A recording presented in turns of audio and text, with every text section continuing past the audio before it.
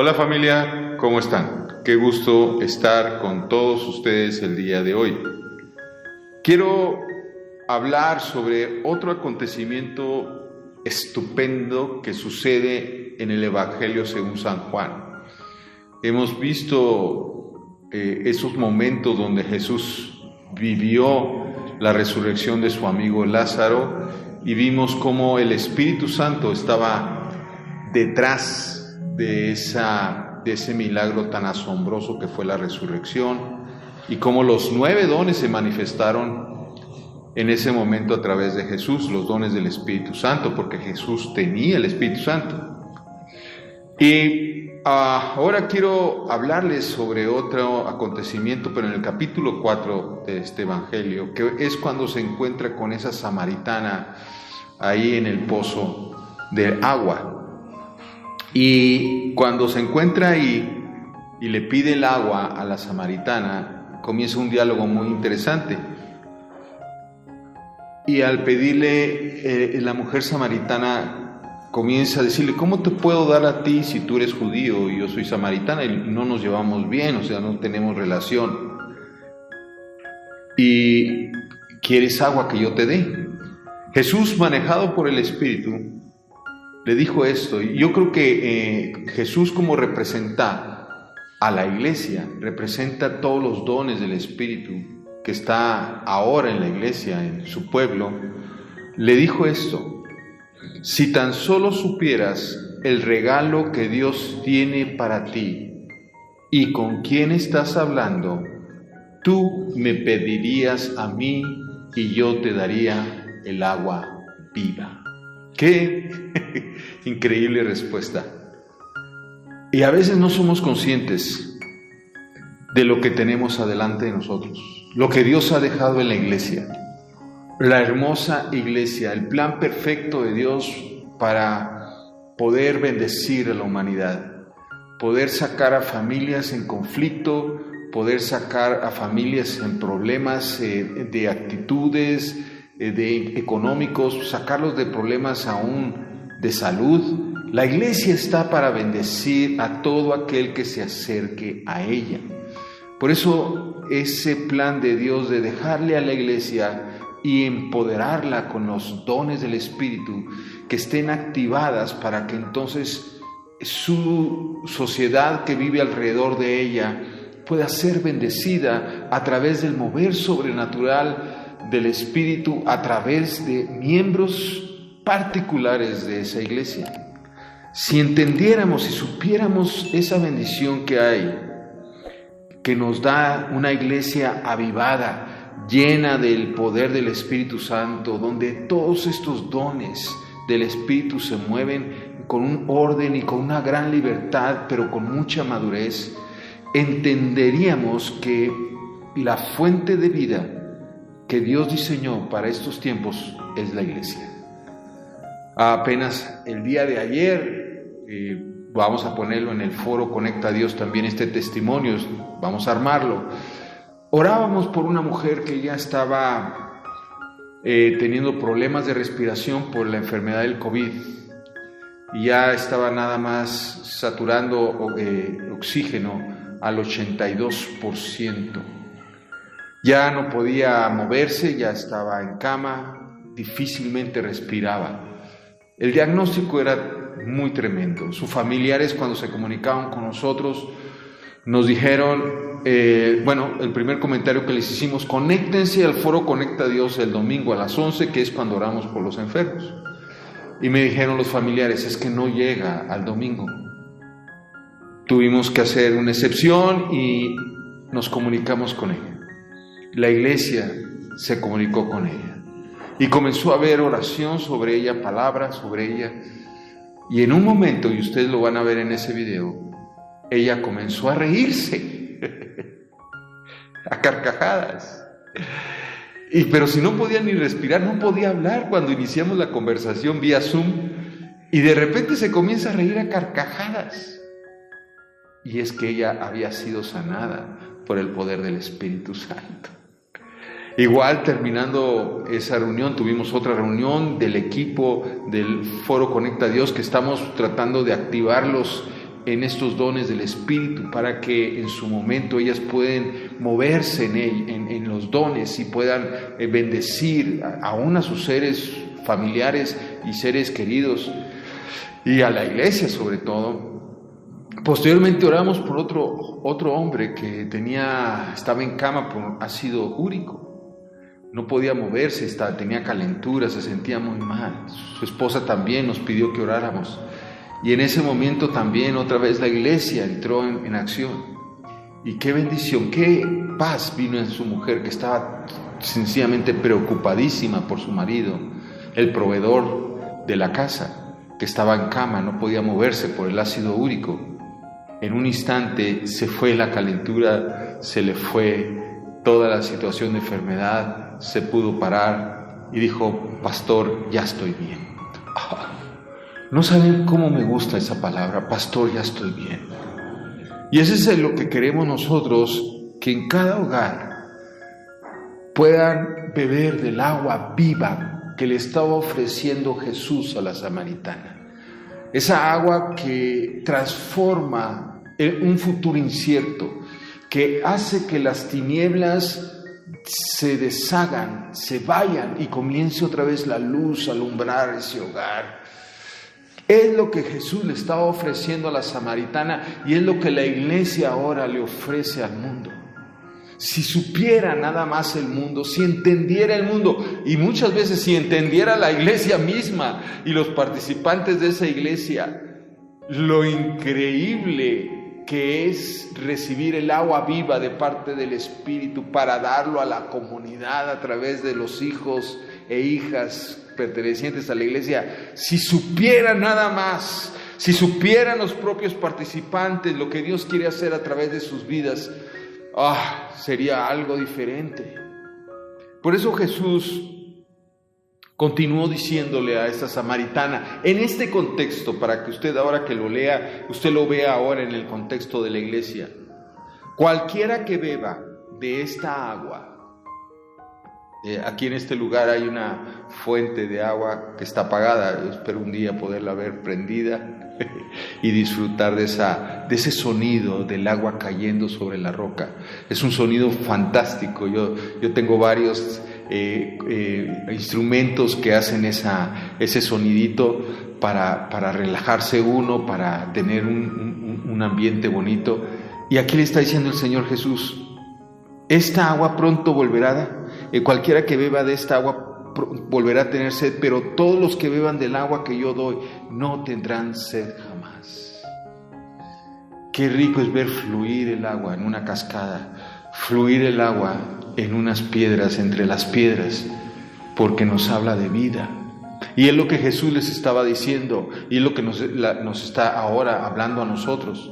Si la iglesia fluyera el agua viva que el Espíritu Santo quiere dar a todos, no volverían a tener sed, no volverían a tener problemas matrimoniales, no tendrían problemas de drogadicción en los hijos serían unos hijos respetuosos, como son los míos. No estoy hablando de fábula, mis hijos son así, respetuosos, trabajadores, llenos de Dios, entendidos de Dios. Sí se puede, ahí en su casa de ustedes, ahí en la casa, cuando nos teníamos en las noches, en forma espontánea, no crea que es la hora de que tenemos que bendecir a Dios, así es que niños, acérquense.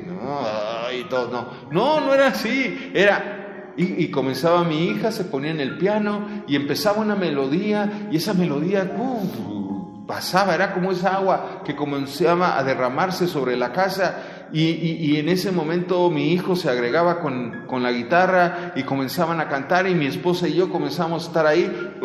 El Espíritu caía en nosotros. Bendecidos, y todo mal se iba, todo mal sabor se iba, toda discordia se iba, toda mala intención se iba, venía salud, bendición a la casa, porque había llegado el agua viva. El agua, dice el Señor ahí mismo en Juan 14:13, esa agua se convierte en un manantial que brota con frescura dentro de ellos y les da vida eterna. Esa es la idea de una agua viva en tu casa, en tu vida, una agua viva que caiga. Jesús continuó diciéndole: samaritana, ve y trae a tu esposo. Y ella le contestó, pues no tengo esposo. Respondió la mujer, es cierto, dijo Jesús, no tienes esposo porque has tenido 5 esposos. ¿Aquí qué está sucediendo? ¿Qué está pasando? ¿Cómo Jesús supo eso? Porque uno de los dones del Espíritu Santo, fíjese, es la palabra de ciencia y de conocimiento. Y de esa palabra de ciencia y conocimiento quiero hablarles hoy. Ese don es un don hermosísimo, que gracias comienza a fluir en este grupo del Foro Conecta a Dios, se está activando tremendamente y da una perspectiva totalmente diferente a todo lo que estamos viendo en la vida natural. Nos da una perspectiva celestial de lo que estamos viviendo. Y por eso le dijo, 5 esposos tienes y ni siquiera estás casada. O sea, ¿cómo sabía eso Jesús? Por palabra de ciencia. Es un don hermoso. Con el hombre con el que ahora vives. Qué hermoso y delicioso es entonces caminar bajo este don, bajo esta palabra de ciencia. Es ver las circunstancias desde una perspectiva del cielo totalmente diferente. Es una perspectiva clara y contundente de lo que estamos viviendo. Hace un tiempo llegó un caso el domingo a las 11 de la mañana. Una familia nos presentó una niña, Tania, que ahí está el testimonio, está grabado como la sanidad de un tumor en el cerebro de una niña, está en la parte de los testimonios de fe.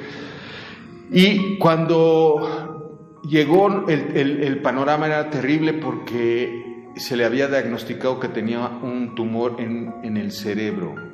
En medio de lo que le llaman el árbol de la vida, donde están todas las ramificaciones, que es muy difícil quitarlo porque puedes destruir la vista o perder el equilibrio, la niña si hace una operación. Y estaban muy afligidas esa familia. Nos enseñaron un video donde se ve, y ahí ustedes lo pueden ver, la niña totalmente desequilibrada, agarrándose de la pared, caminando en una manera inclinada por la cuestión de que ya tenía hidrocefalia, ya los líquidos del cerebro se habían tapado por el tumor. Y cuando oramos por ella, al mismo tiempo vino una palabra de ciencia que nos dijo que iba a ser sanada, no como el de Lázaro, que fue un milagro creativo porque se sanó inmediatamente, eso sería un milagro, sino que iba a ser sanada porque Dios iba a iniciar lo que se conoce en la ciencia como apoteosis, que viene siendo el proceso celular donde se destruyen las células malas, que se había detenido. Eso significaba que iba a comenzarse a reducir, se iba a comenzar a comer el tumor a sí mismo, las células iban a autodestruir. Y por lo mismo iba a reducirse el tumor, no que iba a desaparecer el tumor. En ese momento que oramos, entendiendo la palabra de ciencia, para empezar, usted puede ver el video, la niña ese mismo domingo en la tarde, ese sí fue un milagro porque la hidrocefalia se fue en forma instantánea. O sea, y los médicos dijeron, ¿a dónde se fue ese líquido? No sé, pero se fue. Y la niña comenzó a caminar y a hacer todo lo normal, hasta la fecha está normal. Cuando le sacaron una segunda tomografía del cerebro, marcó que el tumor ya había bajado todo 1 centímetro. Y eso fue increíble porque los tumores cancerígenos no hay manera de controlarlos, por eso le dan quimios y radiaciones, porque comienzan a crecer en forma desproporcionada. Pero la palabra de ciencia nos dijo eso. Si la palabra de ciencia no hubiera venido, nos hubiésemos desanimado al ver la segunda tomografía de que todavía estaba el tumor. No hubiéramos entendido lo que era la apoteosis, no habíamos entendido que iba a ser una sanidad progresiva, y eso nos ayudó. Más adelante tuvimos un caso de cáncer tremendo, o varios casos. Y otro de los miembros también de este Foro Conecta a Dios tuvo un sueño, donde estábamos en una explanada ahí en la escuela de medicina, y de repente pasa una laboratorista o una maestra o una doctora con su bata, va subiendo y desde el primer piso comienza a decirnos, vamos, suban porque vamos a empezar la clase. Y se va hasta el 3er piso y dice, porque la clase es de la mitocondria y vamos a ver su función. Y eso se lo dio a un abogado. Y ese abogado, pues obviamente estos términos no sabe, o sea, sabe de leyes, pero no de medicina. ¿Qué es esto de la mitocondria? O sea, ¿qué significa? Ya cuando comenzamos todos a comenzar a estudiar esto, viene siendo vamos a llamarla la célula donde se acumula la energía, el punto donde se acumula toda la energía que alimenta las células. O sea, para que se reproduzca una célula que constantemente se están reproduciendo, porque mueren unas y nacen otras, al nacer otras necesitan energía para hacerse, porque cada célula tiene todo el ADN, ahí se guarda todo el ADN que marca nuestra genética. Cada célula lo tiene, entonces la reproducción de una célula se requiere mucha energía. Bueno, la mitocondria es precisamente donde se guarda toda esa energía. Cuando no hay suficiente energía, viene el cáncer. O sea, se producen células pero deficientes, disfuncionales, por decirlo así, porque no tienen todos los ingredientes por la falta de energía, porque la mitocondria no está haciendo el trabajo como debe de ser, no hay la acumulación de energía. Qué tremendo es esto, qué importante es comprenderlo. Entonces, ¿cómo vamos a orar? Señor, ayuda a estas personas de cáncer que la mitocondria se llene de energía. Oramos para que el Señor llenara a las personas de cáncer, las llenara de nueva energía, de la vida de Jesús, que viniera la vida de Jesús y comenzara esa vida de Jesús a llenarla de tal manera que hubiese un poder superior que volviera a llenar de energía la mitocondria y que las células comenzaran a trabajar tremendamente. Imagínense, comenzamos a usar términos médicos que ninguno de nosotros somos médicos, apoteosis, mitocondria, ¿qué es eso? Y el Señor hablándonos así. A ese detalle, para mí es fantástico, es entender que Dios estaba visualizando nuestro mover, está visualizando lo que estamos haciendo, está con nosotros. El Espíritu Santo, a través del don de ciencia y conocimiento, nos dirige a cómo orar. O sea, la oración de intercesión ahora se convierte en un poderoso instrumento alimentado por los dones de sabiduría, el don este don de ciencia y conocimiento, el don de revelación, el don de discernimiento de espíritus. Entonces viene una clara forma de ver cada situación que está viviendo cada persona y comprender por dónde debemos de ir. Para mí esto es vida. Yo cuando veo esto, me salgo de lo que soy natural, me salgo de lo que ya estoy pensando que estamos en otra cosa totalmente distinta. Y otro caso último que acaba de suceder sobre el amor que Dios nos habló, que es lo más importante. A mí me encantó esta última palabra de ciencia y conocimiento que se nos dio. Metidos obviamente en todos estos milagros y todas estas sanidades que les estoy contando, estamos eufóricos, llenos de energía, llenos de entusiasmo de ver que Dios está haciendo obras sobrenaturales en nuestros propios ojos. Vimos a Tania cómo dejó la hidrocefalia, vimos a Abril, que también está el testimonio, que el tumor desapareció, un tumor canceroso en un ovario desapareció, y comenzamos a ver los milagros de sanación de COVID en forma inmediata, de ácido úrico. Hemos visto muchos milagros, comenzamos a ver muchos milagros, todos ellos ahí puestos. El milagro de Naomi, donde se le presenta el propio Jesús y le dice y la sana de un problema de infección urinaria. Entonces decimos, ¡wow! Esto es fantástico y estamos llenos. Pero dice el Señor, con este sueño, esta última revelación que recibimos, nos dice, cuidado con a dónde están haciendo las cosas y cómo las están haciendo. Y nos habla de un sueño, con una visión, donde se ve que están en una explanada. No les puedo platicar más adelante, ojalá el autor, el que tuvo el sueño, nos lo pueda ampliar y vamos a ver si lo puede grabar, donde nos habla de que en una zona escolar estaban haciendo los exámenes para pasar ya de año, ya estaba la graduación, vinieron gobernadores, gente muy importante para ver el suceso, pero había que pasar el último examen.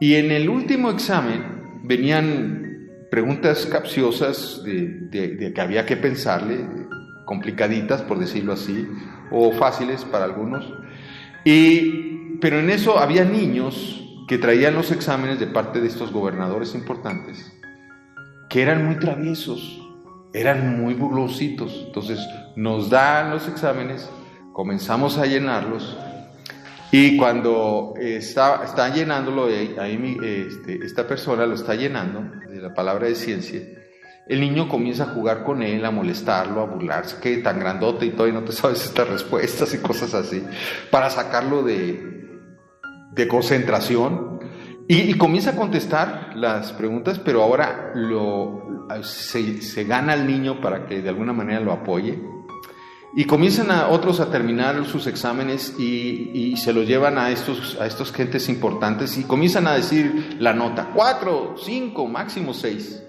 o sea que estaban reprobados, no habían pasado.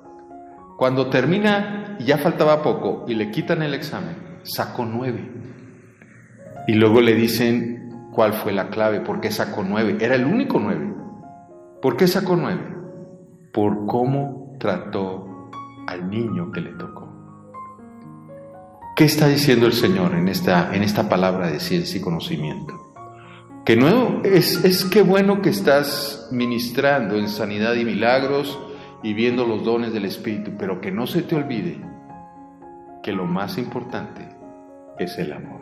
Porque lo que estaban calificando no era el conocimiento, sino estaban calificando el amor. Y me encanta cómo lo dice en 1 Corintios. Fíjese cómo está esto. 1 Corintios 12, los dones del Espíritu, ¿no? Pero luego escribe 1 Corintios 13, que si usted es inteligente como yo, sabemos que el 13 está después del 12 y antes del 14. Y pone toda una enseñanza sobre el amor, lo más importante. Y cómo termina el capítulo 12 diciendo, procurad pues los dones mejores, mas yo os muestro un camino aún más excelente. ¿Cuál es el camino más excelente? Es capítulo 13. Ese es el último versículo del 12. Capítulo 13, lo más excelente, que es el amor. Y luego cómo empieza el capítulo 14, donde habla de la vida de la iglesia, de cómo se debe manifestar la iglesia, de cómo debe vivir la iglesia. Y mira cómo empieza diciendo, seguid el amor y procurad los dones espirituales. Ahí está la mezcla. Seguid el amor y procurad los dones del Espíritu Santo. Yo lo resumí así, les decía a todo el grupo del Foro Conecta Dios, les decía que nos juntamos los miércoles para, vamos a activar estos dones. Les decía, el poder sobrenatural de Dios sin el amor es vana gloria. Es una gloria vana, no de que te glorías, hombre. Pero el amor sin el poder sobrenatural del Espíritu Santo es entonces algo sentimental y anémico, sin poder, sin capacidad. ¿Qué es el amor? El amor debe ser una meta, la meta más alta que nosotros debemos de procurar. En otro de los videos hace tiempo que predicamos sobre los juicios en Mateo 25, que vemos en ese capítulo cómo el Señor les pregunta, estuve en la cárcel y me fuiste a ver, estuve enfermo y me visitaste, tuve hambre y me diste de comer, tuve frío y me cubriste. Por cuanto no hiciste eso, tu destino es el infierno. Y dices, pero ¿cómo? ¿Cuándo estuviste, Señor, enfermo y no te fuimos? ¿Cuándo estuviste enfermo? Por cuanto no lo hiciste a uno de estos de mis pequeños, no lo hiciste para mí. Eso fue lo que me llamó a mí para ir a la cárcel, a leer ese versículo del 25. Y el Mateo 25, ese capítulo, y me llamó y dijo, yo tengo que ir a la cárcel, yo tengo que ir a visitarlo. Luego íbamos a los enfermos, cuando estaba el H1N1, ahí íbamos. Porque la pregunta que te va a hacer el Señor cuando llegues al cielo es esta. No si hiciste muchas iglesias, no si fuiste un gran predicador, no si fuiste pastor, no si fuiste apóstol. No. Te va a preguntar una cosa. Hijo, ¿aprendiste a amar?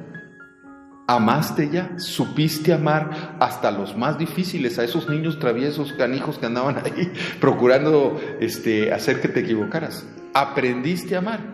Si no aprendiste a amar, fue en vano tu tiempo en la tierra. Así es que yo les invito a que ahora oremos.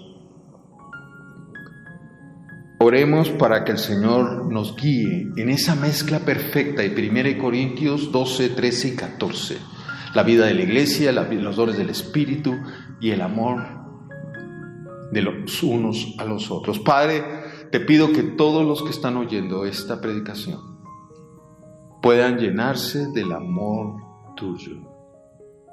Y te pido que muevas a tu iglesia, que la actives para que se muevan en ese amor primeramente y procuren, como dice el capítulo 14 de 1 Corintios, los dones del Espíritu, de tal manera que el mundo entero pueda beber de esa agua limpia que corre por las cascadas, que esa agua llena de tu amor y de tu poder, para que entonces se sacien de todas sus necesidades. Yo te pido que tú lo hagas a la iglesia, que nos des esa visión, que si supiéramos quién está delante de nosotros, si supiéramos que el Espíritu Santo está encima de la iglesia, encima de las personas necesitadas, si supieran quién está delante de ellos, beberían de esa agua para que nunca más tengan sed. Que Dios los bendiga. Nos vemos en la siguiente plática.